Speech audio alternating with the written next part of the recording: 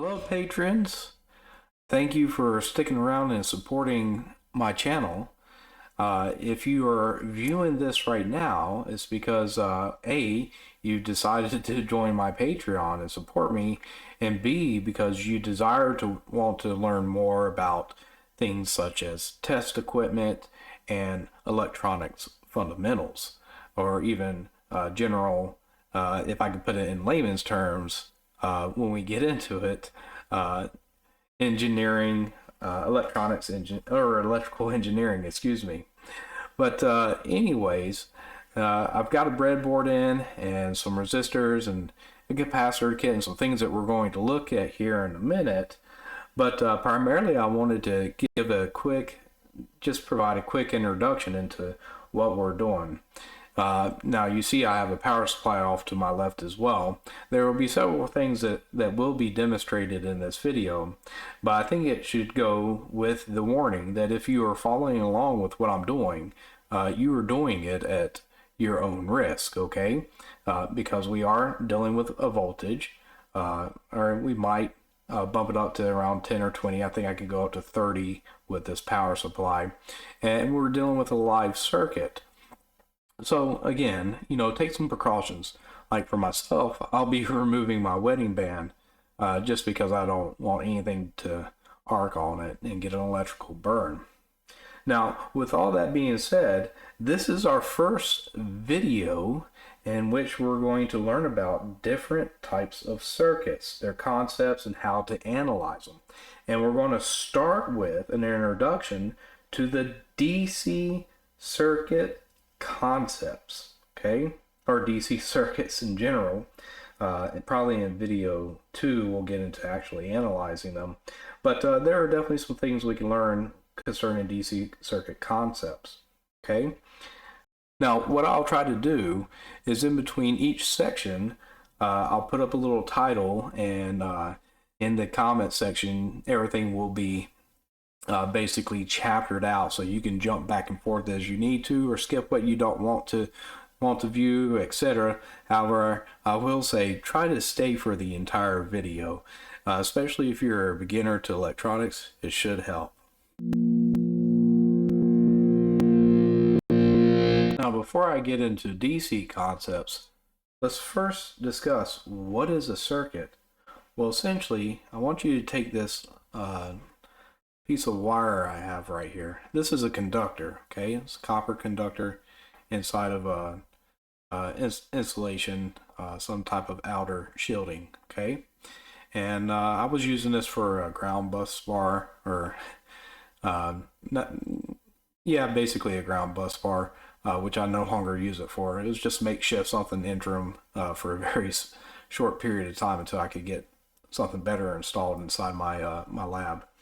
But anyways, a circuit is an unbroken loop of conductive material that allows electrons to flow through itself continuously without beginning and end. So essentially, as I touch these two metallic ends, we have, in essence, a circuit in which electrons can flow.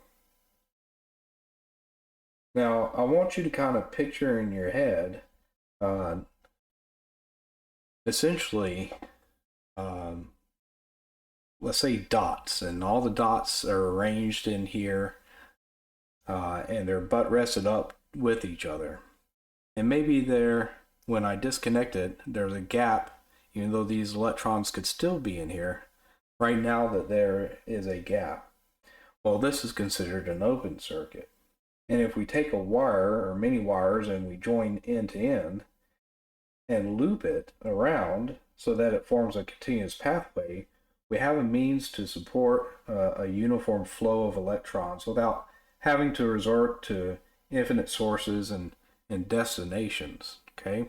So this is our basic circuit. As a matter of fact, what I did is I went ahead and set up my power supply over here for 1 volt. And with an open circuit, you can measure a voltage on it. It's open, but there is no current flow as of right now.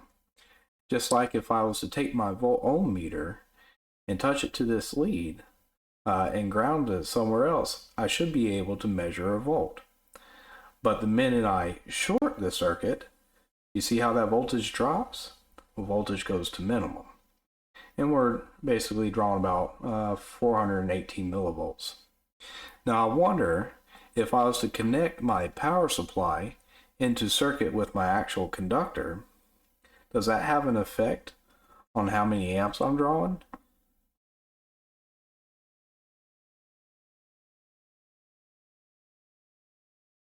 We're showing 4.21 now. We have a voltage drop. We're going down to 0.1, 0.11. It's bouncing a little bit. But you just 0.242. Not much of one at all, but just something I wanted to include in this demonstration.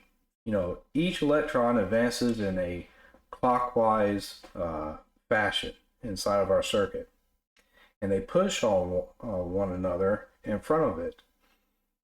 And all we need as a means to maintain this flow is essentially a way to motivate these electrons in circuit. We have to find a way to motivate them. So we must realize that continuity is important, as it is in a straight piece of wire, just as in this example, when we close our circuit and we allow for our electrons to flow based off of our power supply. So this is essentially what's exciting our circuit and causing those electrons to move around. Now, an important principle to realize is it doesn't matter where a break occurs, any discontinuity in a circuit will prevent electrons from flowing, unless there is a continuous unbroken loop of conductive material for electrons to flow through and sustain our simple circuit. Now, that doesn't mean that there is only one path for electrons to flow in a complex circuit, because you could have extremely complex circuits. Let me move this aside. Let's just do, for instance, a power supply here, DC power supply, and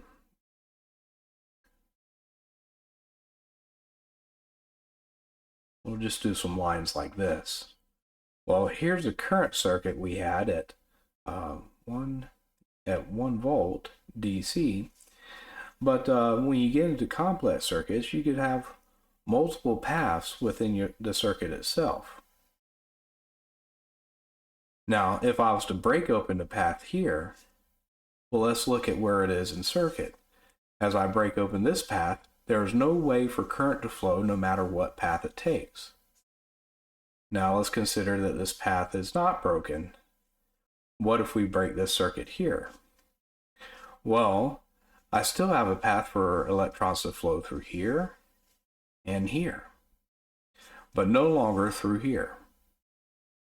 Or let's say that this is broken and this is broken. Would I still have continuity in my circuit? Yes, I would.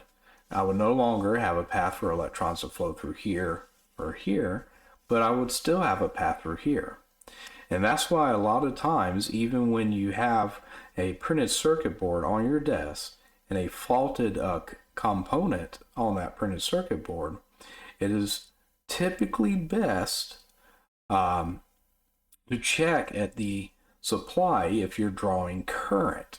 You'll see a lot of YouTubers do this because they want to know if, in fact, wherever the break is at, is there a path for our electrons to flow, essentially. So just something to keep in mind. Now with the basic understanding of what a circuit is, we also need to define a few things, such as a linear circuit, which is one whose perimeters are constant, i.e.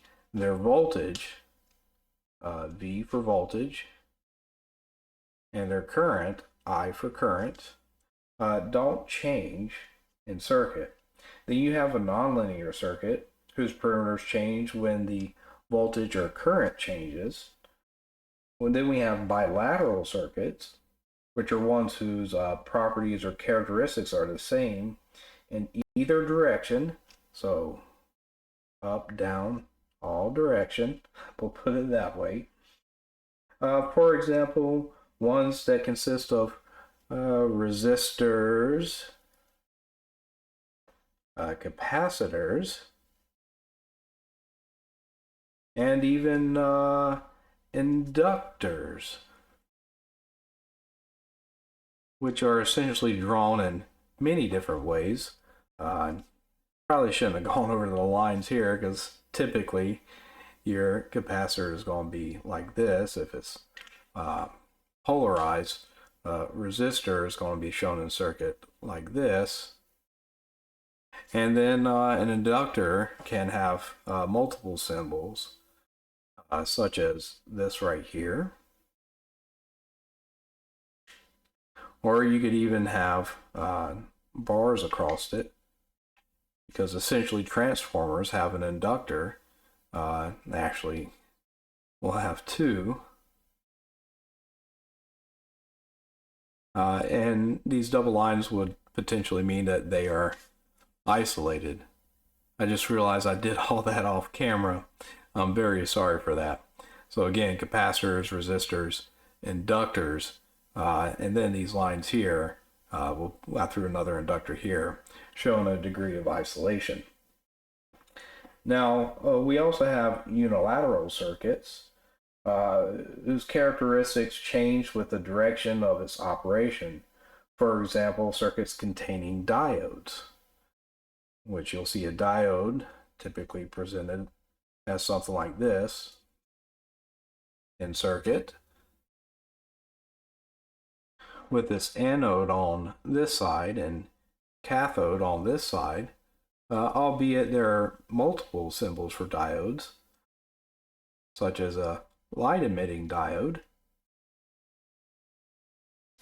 which kind of looks something like that. We also have Zener diodes, which actually I kind of drew that wrong, but here we go. There goes an example of a Zener diode. We could have light emitting diodes may sometimes also have a circle around them. Just be aware if you kind of see something like that. But even vacuum tubes are in kind of like that diode family. But anyhow, that's kind of our basics concerning that. Again, back on subject, we have passive circuits, which are ones that has no source of electromagnetic field in it, so no EMF.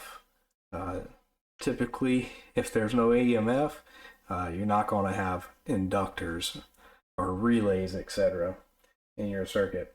You have active circuits, which are ones that contain more than one source of EMF. So if you have inductors or say relays, well, relays have to be energized, and they do that through an electromagnetic force. Okay, they build fields of electromagnetism, north and south, essentially, poles, in order to change a state of something inside the circuit. What's some other things we can talk about? Well, let's consider a node. A node is a junction in a circuit where more than two branches are connected together, or a node can also be defined at the point in which the circuit divides in different branches. So essentially, where we have 2 points connected, here goes a point here and a point here, there goes a node. Here goes a point here and a point here, there goes a node. Actually, with our capacitor here, there goes a point, that's a node. Our resistor, here's a node, but that's essentially what that's getting at. And there are various different types of nodes, if I'm saying that, thinking correctly. We have a branch, which is part of a network which ties or lies between two junctions or node. We have a loop, which is a closed path in a circuit in which no elements of the node is encountered more than once. And then we have like a mesh, which is a loop that contains no other loop in it. So quite a bit of things to consider when it comes to building a DC circuit.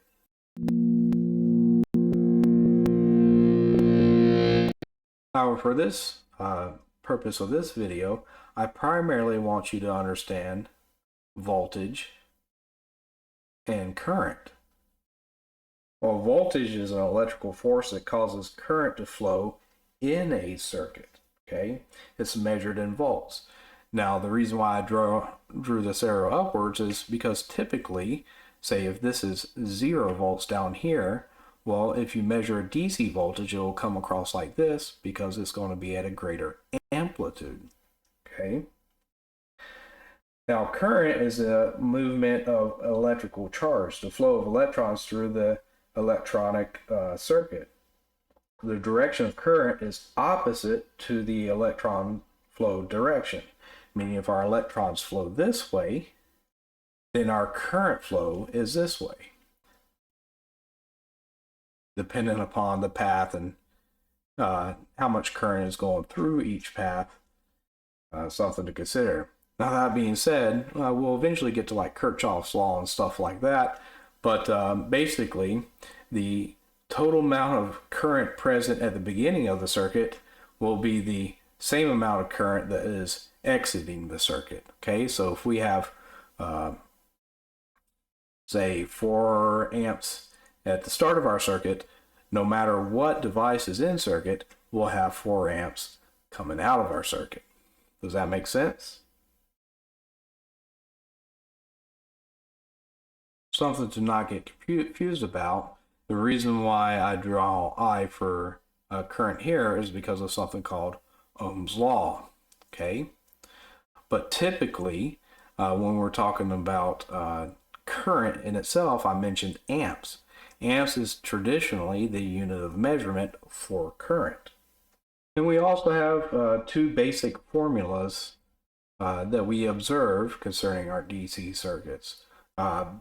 Primarily power, or P equals voltage times current, and power is typically represented in watts or milliwatts, but sometimes can also be represented in decibels per milliwatt, such as dBm. Okay, no, I drew that kind of funky there, my D, but a lot of times when you're dealing with radios and stuff and you're aligning it, or you're taking a measurement with a milliwatt meter or watt meter, or say a spectrum analyzer, or sometimes even a distortion analyzer, what you're looking at is a value in dBm. Okay. But power equals voltage times current. And then the other formula that we really need to know is our Ohm's law. So that's the equation for power, P equals VI. And then Ohm's law, as I wrote over here, Ohm's law is a way to determine voltage, current, and resistance. And we can also determine voltage and current with power, but we can't determine resistance. Ohm's law is voltage equals current times resistance, or V equals I times R. And when you're looking at a circuit and its source of power or its supply, traditionally for DC, you'll see, if it's a battery, you'll see a little icon or indicator or something on that circuit that looks like this symbol right here. But you could also see something like this, essentially a circle with a plus and a minus coming out of it. Okay, that represents voltage. Or you could see a current source of current, which may be seen like this right here, kind of like a little arrow. But there you go. That's your basic sources of supply, voltage, current. Either one is being generated by your supply. There are essentially some basic elements concerning our circuits: current source and voltage source, and then active elements.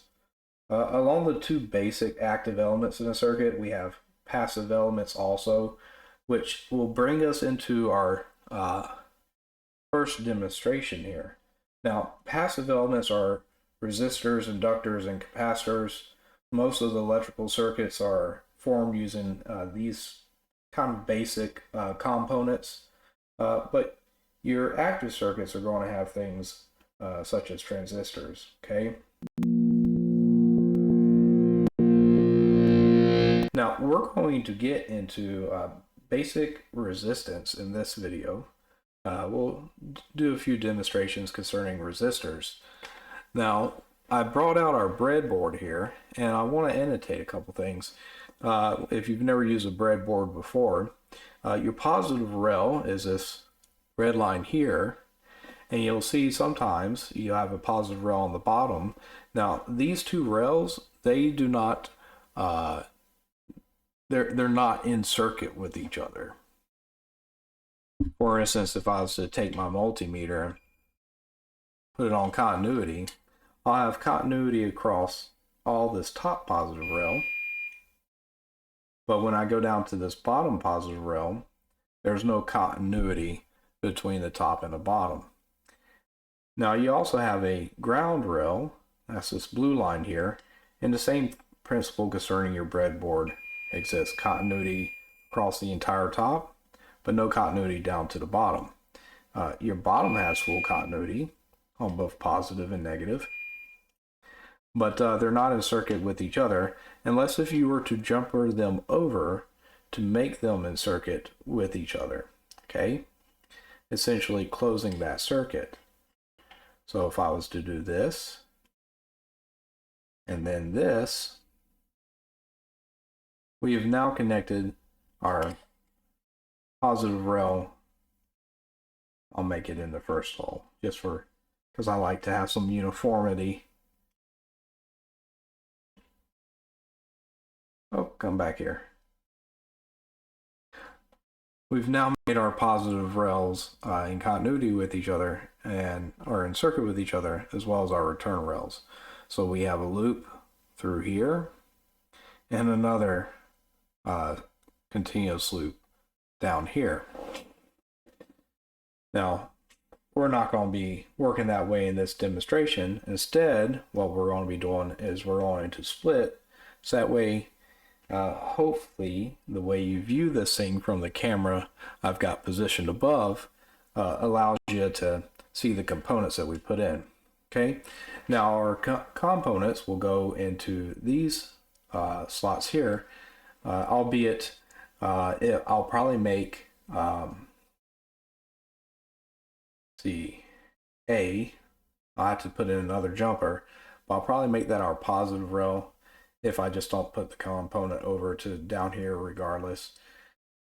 And I could make, what is this? I, as it's written on my board, I could turn that into a negative rail, negative side. But again, I shouldn't say rail, because you have continuity from top to bottom.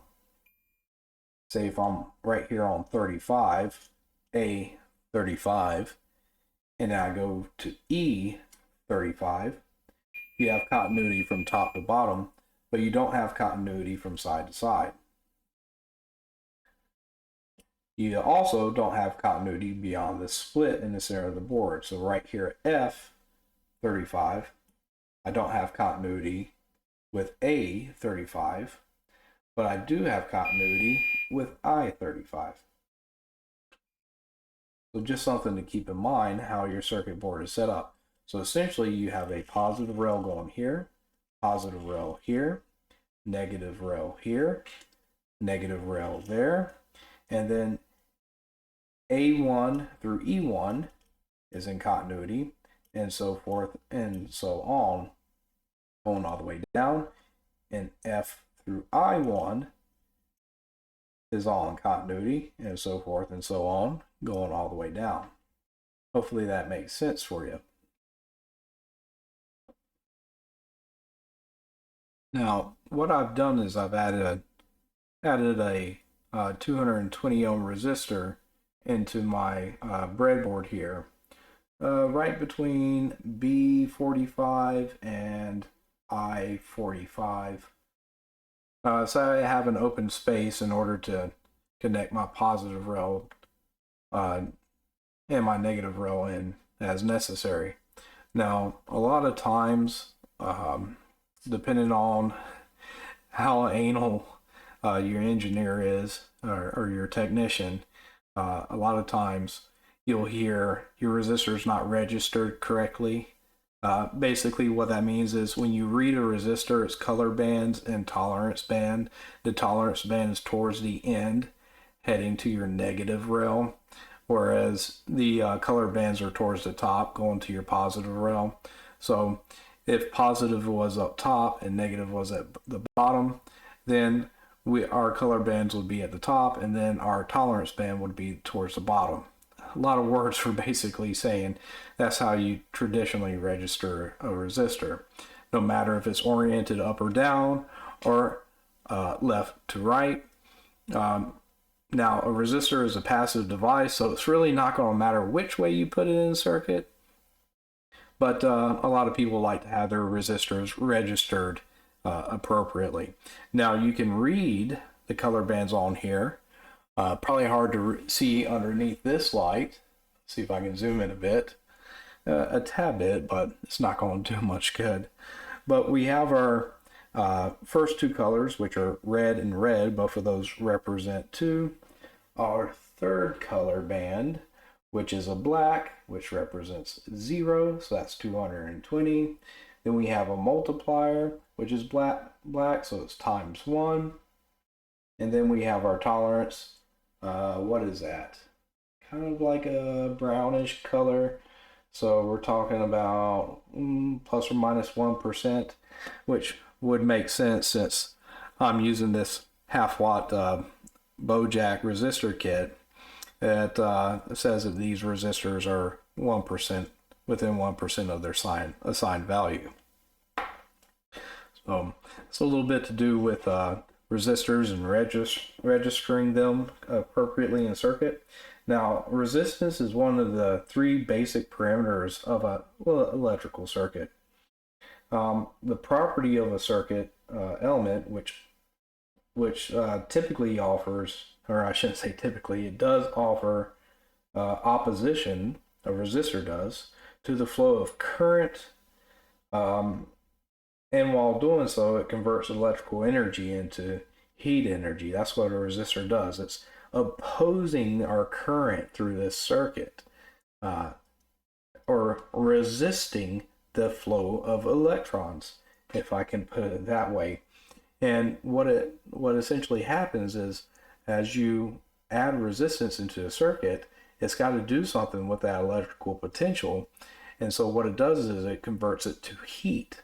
That's a different energy, right? Law of conservation, is that what I'm trying to think of? Or regardless, or law of energy, law of whatever that law is. But conservation is probably to do with mass. I'll get my head right here in a little bit. But anyways, yeah. So a resistor resists the flow of electrons in circuit, or opposes our flow of current. You can have one resistor in circuit, or you could have a series of resistors in circuit, as in you see here. If you were to follow this, you would see that now I've added 2 more resistors in series, meaning that they're all tied together, one side to the other, i.e. positive. If I was to connect my positive rail up, we would have a potential source touching this side of the resistor, going through to this side, and then coming off and up this way through this resistor, then over and down this way to our resistor, to our path to ground. So our electron, we have would have a flow of electrons, and in reverse, a flow of current. Now, for demonstration purposes, I went ahead and set my power supply to 6 volts, although I haven't jumped them over to our resistors in this circuit yet. So I haven't completed a circuit. But we could do some math to determine how much current draw would be in this circuit. Well, remember, voltage equals current times resistance, right? Therefore, if we know our voltage is 6 volts, we don't know what our current is, but we know our combined resistance, all those being 220 ohm resistors, so 220 times 3 is 660. We now have our value for resistance. Well, I'll divide that out. So we get a 1 here, and we're still solving for this, for current.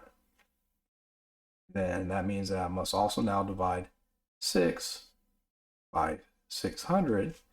And what does that come to?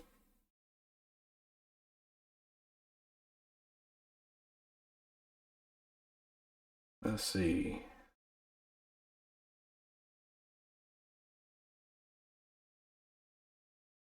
Well, if we were to plug it into a calculator, oh, not times, divide. We're talking about 9 milliamps. Or, yeah, 9 milliamps. Did I got that right? So that would be 10, and that would be 100 milliamps. So we're talking about 9 milliamps. Okay. Well, that's something we could check here in a minute with our multimeter. Well, unfortunately, 6 volts wasn't going to cut it for my multimeter. So what I had to do is bump my power supply up to 10. But we redid the math. Again, we're talking about essentially 15 milliamps. And at this point, that's what our current's going to equal going into the circuit. Now, what I've done is, and I've demonstrated this in our test equipment video, is I've gone ahead and made a path for our ground here in circuit, going to the last resistor in our circuit, and with my multimeter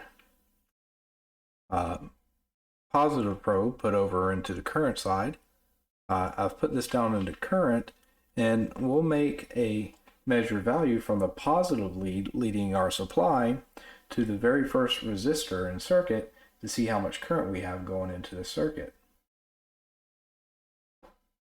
So long as nothing has come disconnected. Kind of fiddly to work with this guy. There we go. And you can see here on the multimeter we're drawing 15 milliamps of current. Well, I want to do the same thing, but this time I'm going to swap out where I do it. This time we're going to hook up the positive side of our supply and then check the negative side. Okay, now with the positive side hooked up and the negative side removed, negative probe going from my multimeter to the negative side of my supply, we'll check the other side of the bottom side, or the last resistor in the circuit, and see what we're measuring. See, again, 15 amps, which is exactly what our math came out to. Now, if I was to draw out this circuit as a schematic, you would have essentially seen something like this. We have our 10 volt supply, and then our 3 resistors in series. Ignore this line that I drew out this way. I didn't mean to do that. As well as our nodes in which where those resistors are connected in series with our circuit. Of course, we know the value of those resistors is all 220 ohm, which you could spell out ohm or just do the ohm symbol. And we know that our total current Same current going into the circuit will be the same coming out. Is 15 milliamps. The question now becomes, well, what if those resistors were in parallel?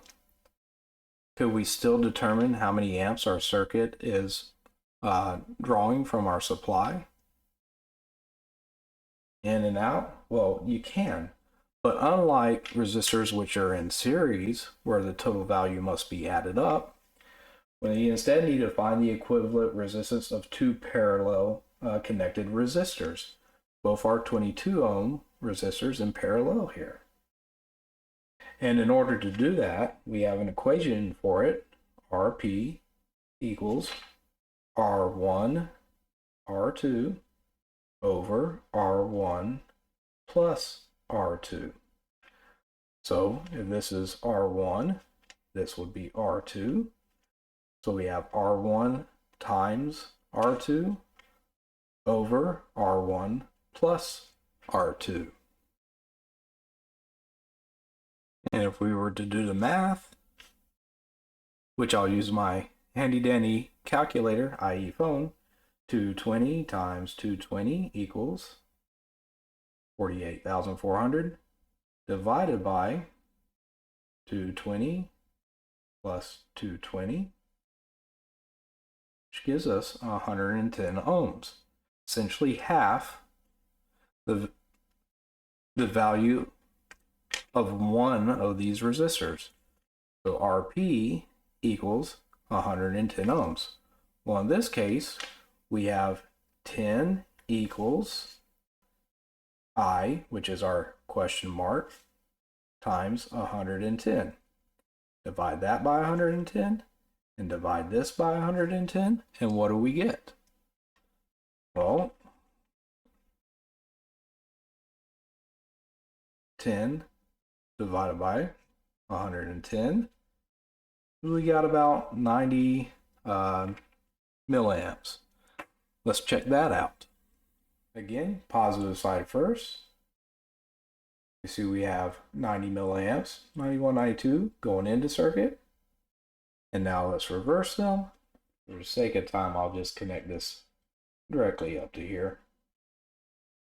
And then we'll do our negative lead to here. And let's check this side.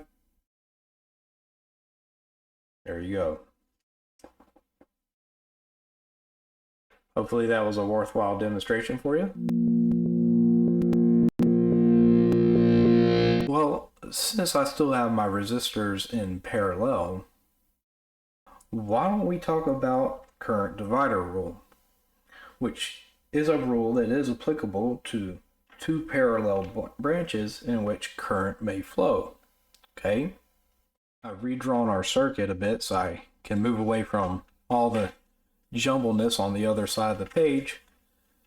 But let's talk about the current divider rule. Well, essentially, branch current equals,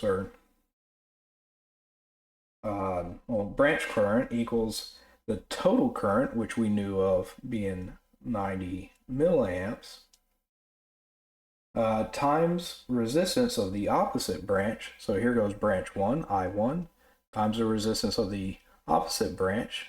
Here goes our opposite branch, over or divided by the sum of resistance of both branches. And so we express this by writing out the formula as such. I1 equals, total current would have been 90 milliamps, times the resistance of our opposite branch, which was 220 ohms, over the sum of resistance of both branches, so 220 plus 220. And we will do the same thing for I2. I2 equals 90 times 220.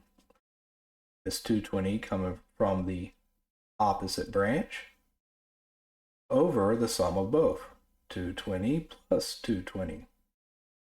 And when we do the math for that,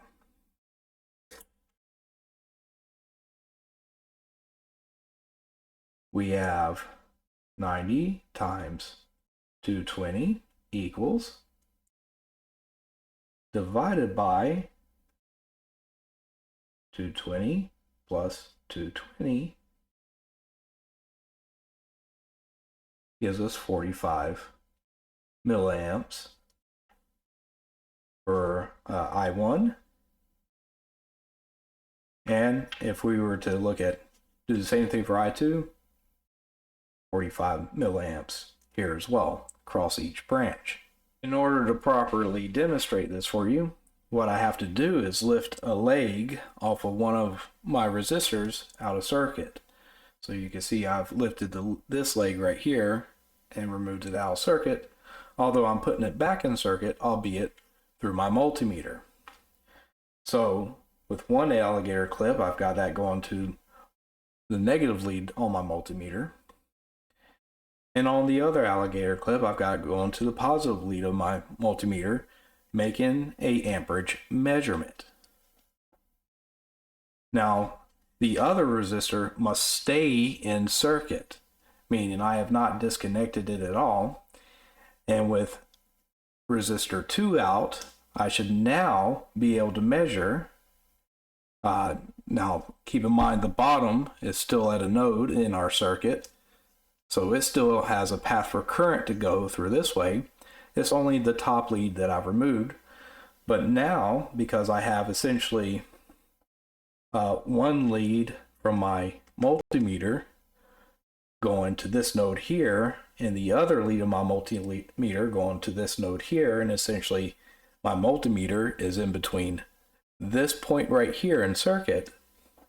My multimeter is now part of the circuit, and we can check to see how much current is going through the path of resistor 2. There you have it, 43, 44, 45 amps, milliamps, excuse me. And I can do the same thing. Let me remove this. Let me remove this right here. Now what if I wanted to check my first path, I1 here? Well, I need to take the top part out of circuit. And I'm going to put my second resistor, R2, back in the circuit.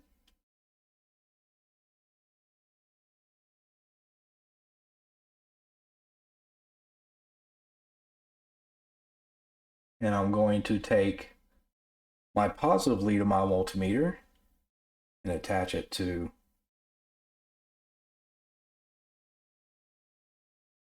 R1 here.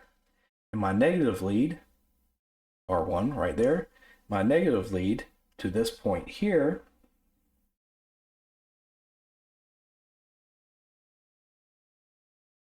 All right. And now I'm going to add my 10 volts into this circuit. And again, we see that 45 milliamps. And bouncing around, but it's there. Okay.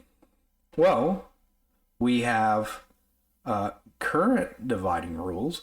What about voltage dividing rules? Moving into the voltage divider rule, it's a rule that can be applied to a circuit where we have essentially, well, to determine the voltage drop that is occurring across independent resistors. So where we find the voltage across two resistors is connected in series, we can determine what our voltage is at a given point. So I've kind of redrawn our diagram from resistors in parallel back to resistors in series, and we still have two 220 ohm resistors, but we're going to determine V1, our first voltage, across this resistor, and our second voltage across our second resistor, V1, V2. Okay, Imagine there's an imaginary line here dividing our voltage in half. All right. Now we can do this if we know the total voltage of the circuit, which we do, is 10 volts. Remember, V equals I times R. So 10 equals what we need to solve for. And R plus R, since we're in series, is 440 ohms. And when we divide 10 by 440 ohms, we have 23 milliamps. So we know we have a total of current draw of 23 milliamps in and 23 milliamps back out of our circuit, heading back to our supply, whichever way you want to think about it. But in order to determine our voltage by the voltage divider rule, well, essentially, we're going to take say V1. V1 would equal our total voltage, which is 10, times the resistance of the voltage to be calculated. So if V1 is here, then we're times them by this resistance here, times 220 over the total resistance of the entire branch. So 220 plus 220.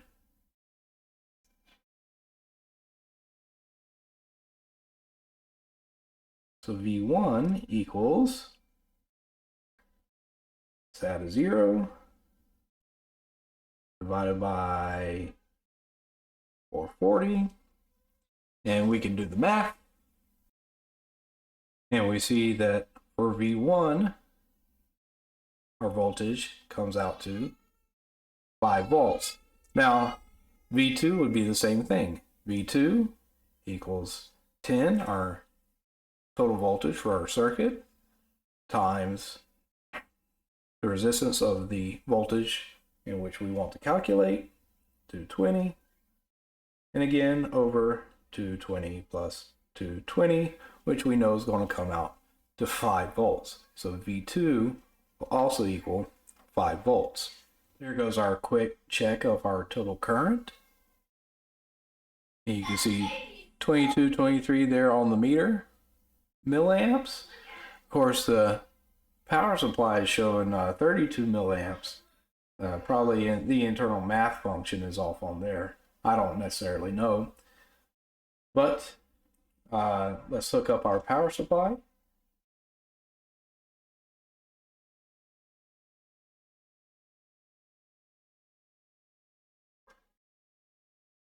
Okay, and I am going to take this lead out of my multimeter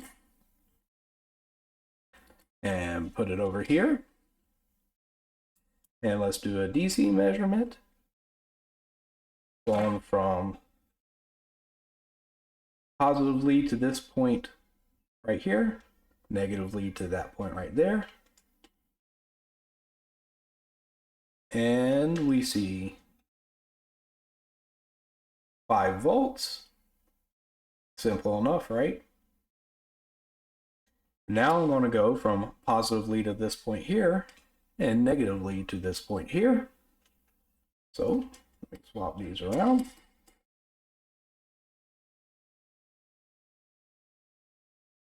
And again, we see 5 volts. Well, how could this come in handy?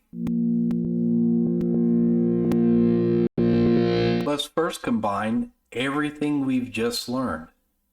I've drawn another circuit that you see right here.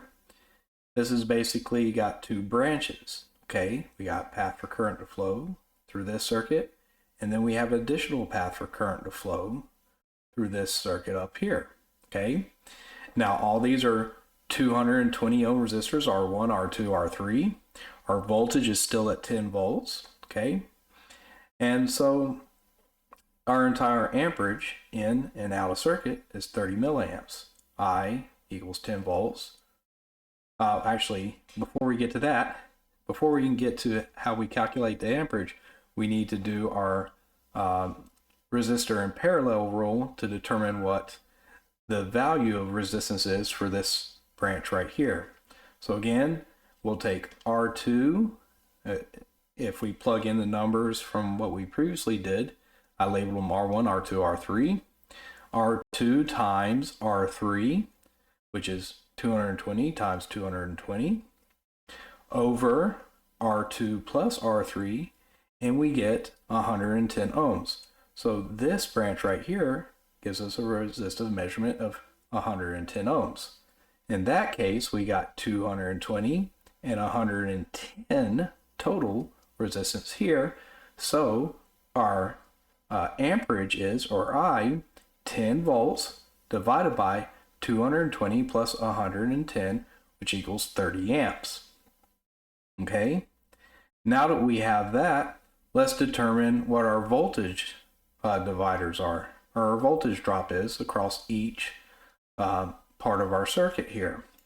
For VI, it's 10 volts times the resistor of where we want to measure our voltage, over, which is 220 plus 110, which gives us 6.66 volts DC.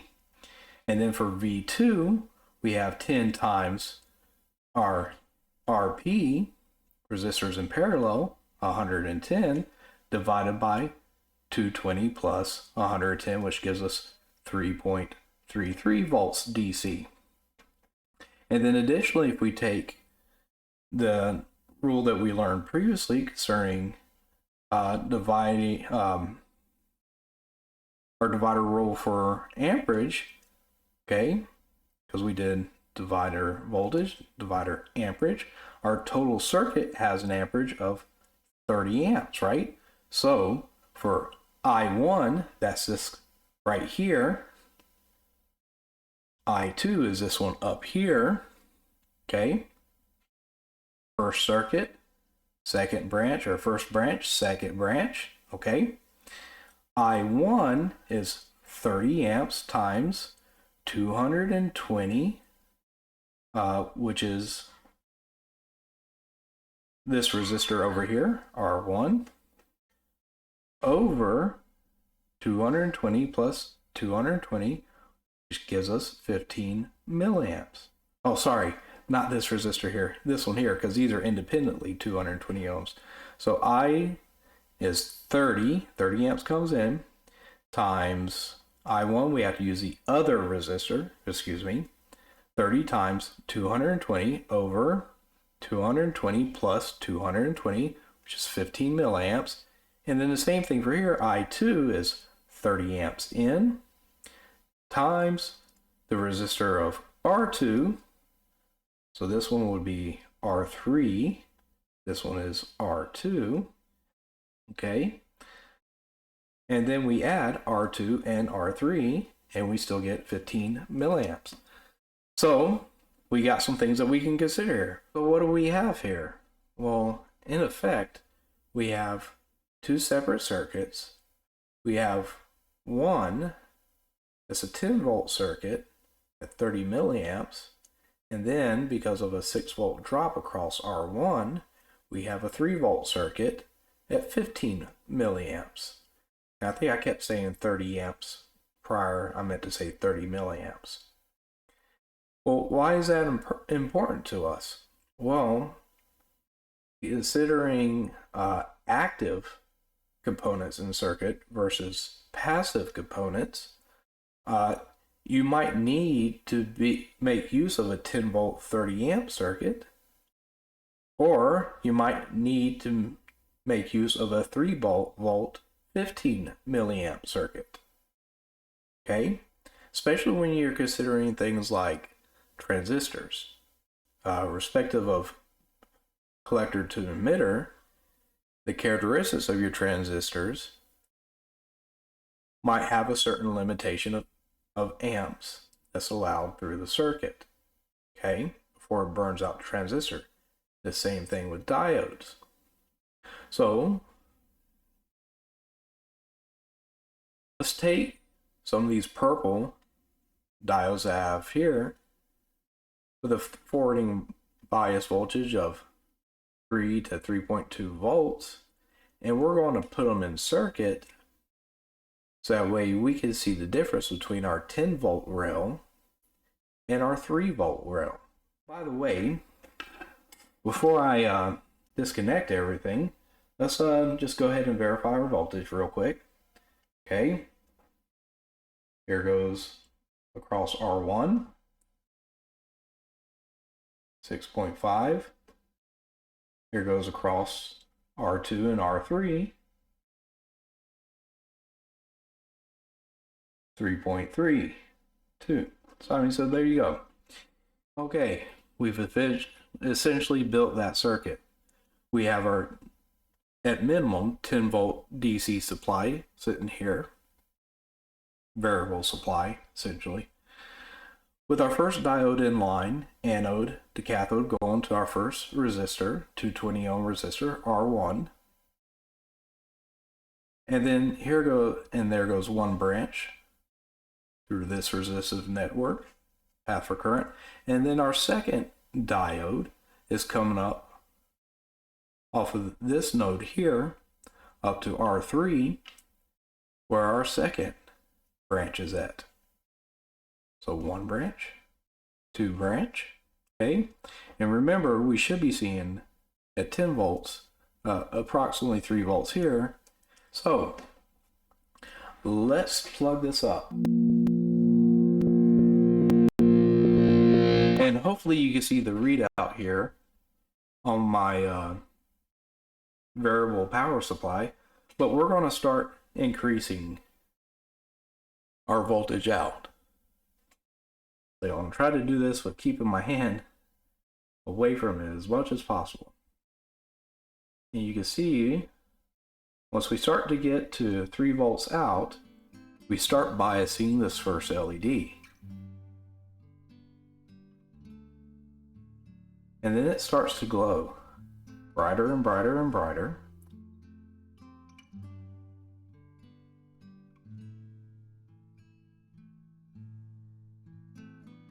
Remember, this LED has a 3 volt for 3 to 3.2 volt forward bias. We're at 7 volts now for our entire circuit, entering 9, and we're starting to get a glow right about 9 volts across our second LED, so we must be getting close to our 3 volt minimum forward bias for this LED as well. And as I increase, it starts illuminating. And now around about 10 volts, this one's illuminating, although this one right here is super bright.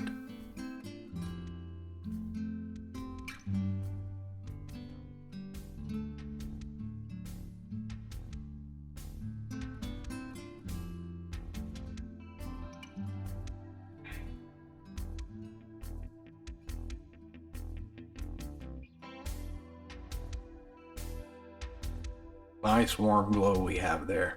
Well, ladies and gents, that's going to do it for this episode, or this part of our DC circuits. Basically, introduction to DC circuits. But anyways, in the next video, we'll continue on with DC circuit concepts and more circuit analysis, going over inductance and capacitance parameters, as well as more on Kirchhoff's law and some theorems in which we could use to basically solve equations and unknown parameters within our circuit. That being said, I hope you've enjoyed this series so far. Thank you for watching. Take care and goodbye.